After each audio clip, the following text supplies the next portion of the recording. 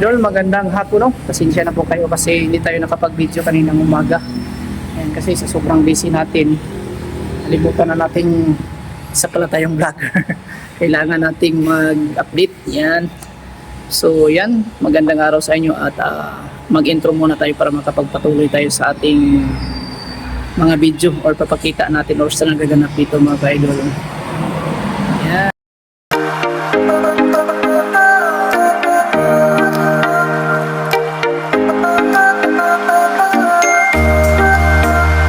Sa update dito sa labas mga ka-idol para at least makita na natin yung area.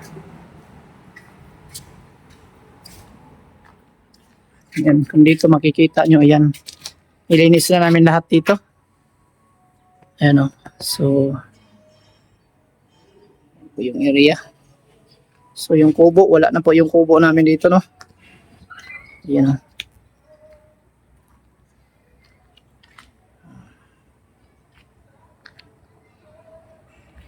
Linis na namin lahat dito.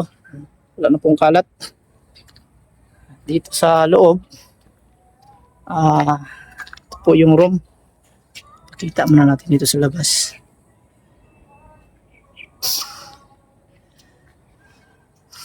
Ayan o.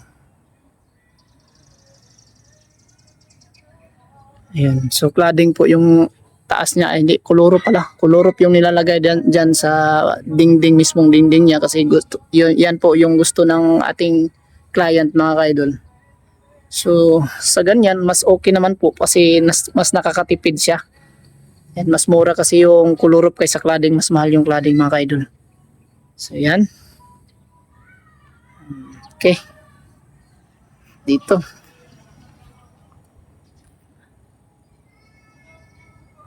Ayan o.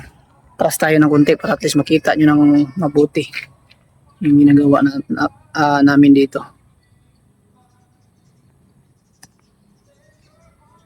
Ayan o. Dito sa likuran. Ayan.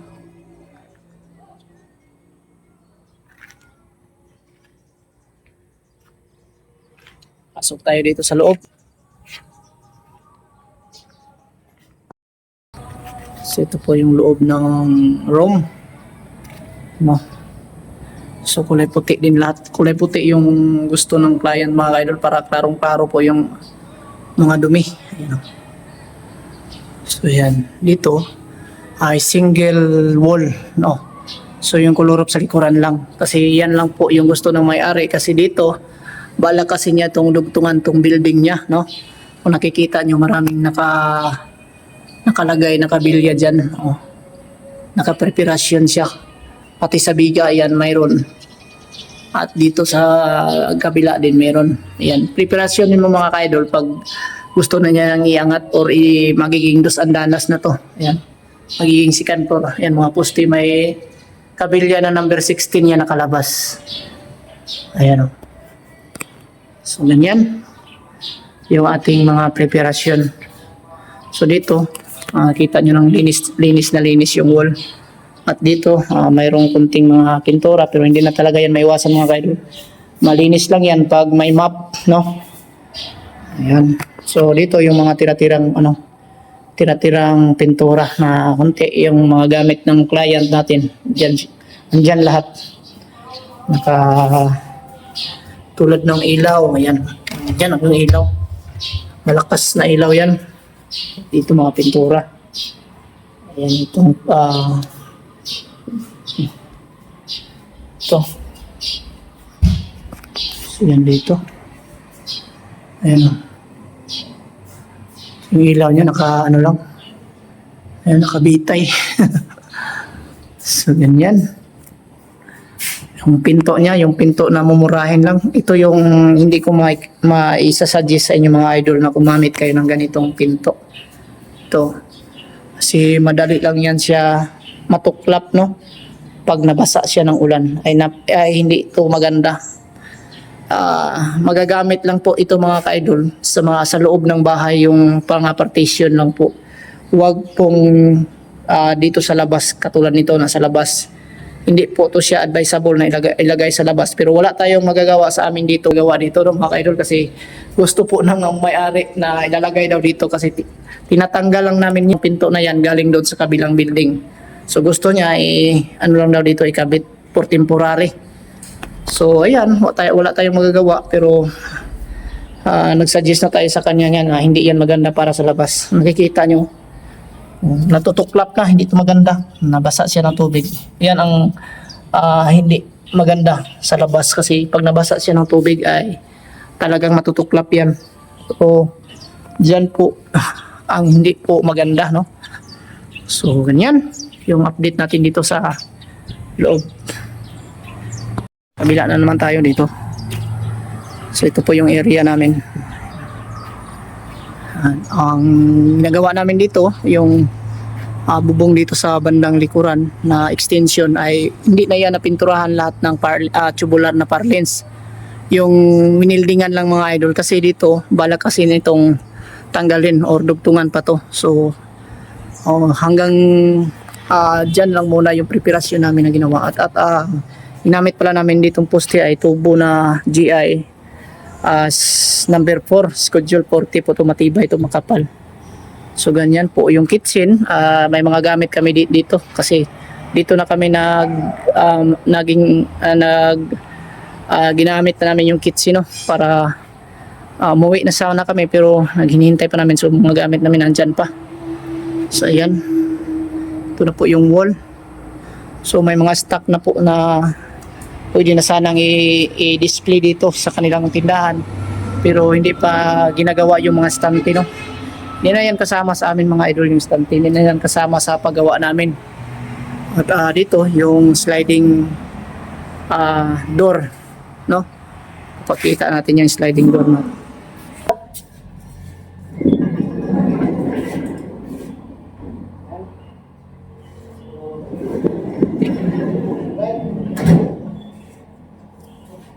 So pati na rin dito sa mga yung railings, grills natin sa taas. So yan po yung gusto ng client mga kaidol, no. Puti natin dito sa harapan. Ayan, mga grills. Yan, linis na po dito. Yan.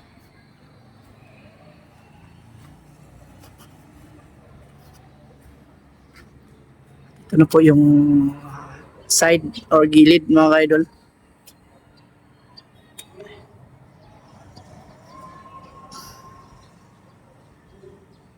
Finished product natin. Finished product ng project ng Bitoy Daily Mix Vlog. At dito sa taas, kita natin yung alulod. Ayan. So, yun yung hulog ng alulod sa kabila, yun. So, yan. At kung makikita nyo, walang kisame na nilalagay dito, no? Ayan, kung makikita nyo, hindi nilagyan ng kisame kasi yan po yung gusto ng client. Hindi na lang daw muna lalagyan ng kisame kasi temporary lang daw ito. So, ganyan. At nakasarado lahat yung mga tubular mga kaidol. Hindi yan pwedeng mapagbahayan ng mga ibon, no? Hindi na yan mababahayan ng ibon dyan. Kasi nakasealed tanan yung mga tubular. Diyan kasi kadala ibon mga idol sa mga butas ng mga tubular natin. Diyan sila gawa ng kanilang bahay, no? Diyan sila nangingitlog sa mga tubular, pero sa amin wala talagang butas no katulad nito. Makasar papakita natin. Ayan tubular, nakasarado yan Yan yung pagkalagay namin Nakasarado siya. Pati doon sa kabila.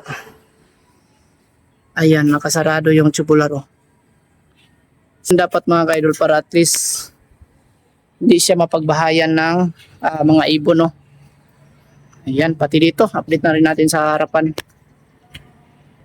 Ito ay may mga natitirang mga materialis na kaunti. So, ganyan. Kaunti na lang. Ayan. Maliit lang yung natira. So dito napakalinis na dito. Makikita niyo. Ayan. So yung gate natin At yung grills natin, yung pareho lang yung design. Yan. Sa likuran dito.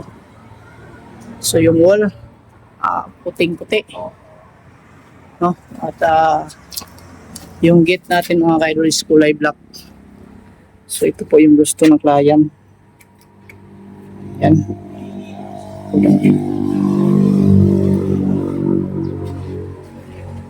Ito po ay plain sheet na 0.1 mm ang kapal. Pinayupi natin ganito. May curve siya. So dami na tayong ginagawa na katulad nitong gate mga ka-idol. Ganitong disenyo, no. So yan, pinayupi lang yan.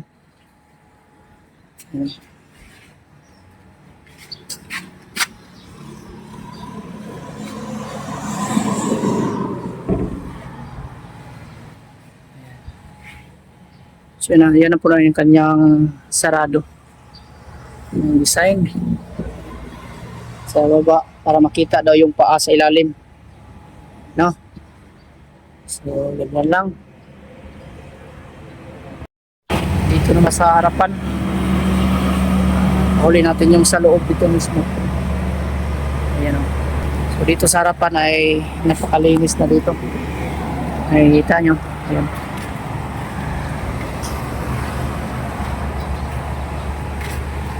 Ito po yung ginawa nating cyclone gate na buhat-buhatin lang siya para ilagay dito sa gilid pagka umagahan para hindi po makaabala sa mga sasakyan dito mga ka-idol.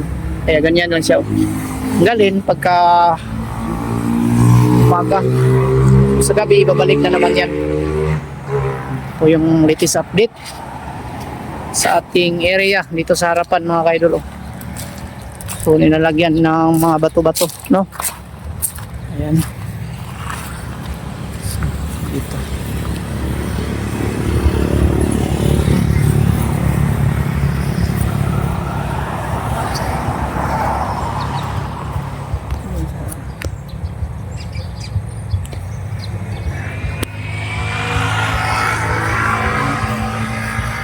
So, napakalinis na po dito.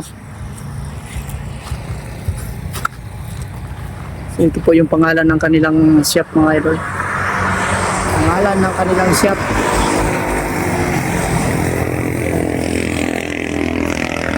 Hydraulic Hose Power Steering Service Center. Bolts and Nuts Center. No?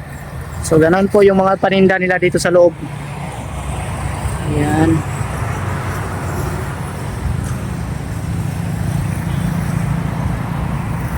Na.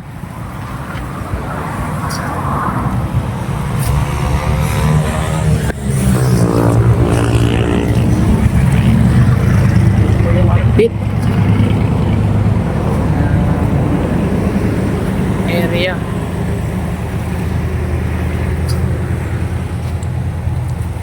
Sa wakas natapos rin sa tagal nating pabalik-balik ng Davao, no? Mga ka-idol, so ganun at natapos rin natin sa wakas. At dito ang laki nitong pinagturingan natin dito sa labas mga idol is 130 square meter po dito, no, sa ginawa natin dito sa labas na flooring. 130 square meter po yung kabuuhan nito. So ganun, at update na rin natin yung mga gamit natin mga ayan, sasakyan natin pa uwi. Ibay na po yung gulong nito. Bagong-bago na po yung gulong mga ka-idol at wag na kayong mag-alala para sa akin. Safe na tayo dyan. Ayan. At dito yung mga gamit ni Bitoy Daily Mix Vlog. Ayan. Mga gagamitan natin mga idol lahat ay nasisira. Ayan, bara, no? 2 piraso at ang mga pala natin. Ayan. May maso tayong malaki. Ayan. May bara na pang bunot ng mga pako. Dito tayo.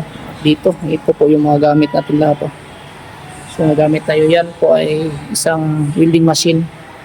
At dito sa kabila may tayo, may barina din tayo na Nasaan? Ito barina. Ito ay limasin. Bali dalawang limasin natin ginagamit mga kaidol. Dito may ano tayo. Cut off. Ano? At dito sa loob, sobrang daming gamit natin. Dito sa lahat sa ilalim mo. Daming mga gamit dito. Pati dito sa kabila. Ayan.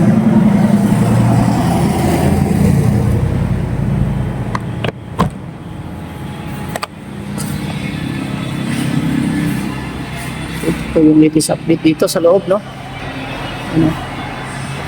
Linis na po dito sa loob. So yung mga kasamahan natin ay maghihintay na para makapagsahod. No? Hihintay namin yung sahod para makauwi na sana.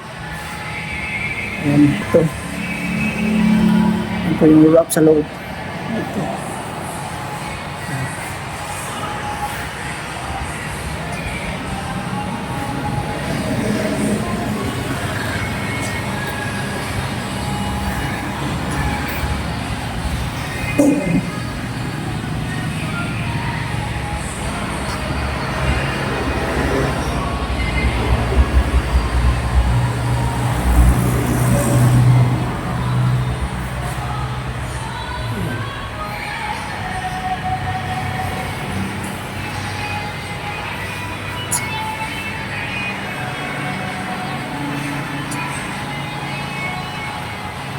Yung mga stante sa dito na gagamitin lang mga stante. So, yan. Ang latest update, no? Papauwi na sana kami ngayon, ha? Baka dumating mamaya yung aming amo, boss namin Arman. So yan lang muna mga kaidol at hintay na lang kayo sa aking next video kung anong video na i-upload natin. Maraming salamat. Yan mga ka-idol, magandang hapon at mag-shoutout na tayo sa ating mga viewers, no? Thank you so much sa ating mga viewers. Shoutout kay Healing Grace Binyo. Yan. Shoutout Healing Grace Binyo. Shoutout sa iyo idol. Ingat ka palagi idol. At kay shoutout na rin natin si Idol Yumar Hermogino from Malasiki. Yan, shoutout sa iyo idol. At good afternoon. Ayan, Pangasinan, Malasiki, no? Malasiki, Pangasinan. Ayan, shoutout. At shout out na natin si Idol Jusdada Ridobante from Mandaluyong City. Shout out sa iyo Idol. At Lily Rose Coronado from Banga, South Cotabato. Yan, thank you so much Lily Rose Coronado. Shout out sa iyo dyan at ingat ka palagi Idol. At Angelica Okso from Pasig City. Thank you so much Angelica Okso sa Pasig City. And shout out at Melinda Puras from CDO. Thank you so much Melinda Puras sa CDO, no? Ingat ka palagi dyan Idol. At Bing Victor, shout out Idol Bing Victor at Pia Vlog. Yan, shout out sa inyo Pia Vlog. Norani Benz, shout out. Natalie Johnson, shout out Natalie Johnson. At Lolo Binit, shout out Idol Lolo Binit. At Marlon De Leon, shout out. Marieta Noto Vlog, shout out sa inyo dyan. At Merly Arandia, shout out. Idol Bisimit Bisikitsin, shout out sa iyo Idol, no? Or Chip Maria. Ayan, si Chip Maria ang magaling na magluluto. Ayan, just follow or subscribe sa kanyang channel sa gustong matutong magluto sa kusina, no? Ayan, thank you so much. Yan po ang kanyang mga video. Idol Bisimate Bisikitsin. Ayan, John Ray Yongko. Yan, shout out Idol John Ray Yongko at Ana Valeriano Adriano at Florencio Adriano. Yan, shout out sa iyo dyan Idol. Thank you so much sa mga binigay mong mga greetings sa umaga, no? Thank you so much. Ingat ka palagi Idol. At shout out na natin si Don Regis Cabiluna. Ayan, shout out Don Regis Cabiluna, pati na po sa family ni Don Regis Cabiluna sa Balay-Balay Bukidnon, Cabiluna family sa Balay-Balay Bukidnon. Shout out sa inyo lahat dyan. Ingat kayo palagi. Thank you so much. Yan na po muna ang vlog natin sa araw na ito mga idol kasi pauwi na tayo ng Davao. Ano? So, hindi pa dumating yung amo namin. Pero baka ngayong araw na to makauwi kami. So, thank you so much sa pagsubaybay ng ating video. Yan, ingat kayo palagi mga idol. At pati na rin po sa Purong Biyahero. At baka sa susunod na araw makapunta tayo sa PB Team House. So, thank you so much. Ingat kayo lahat and bye-bye.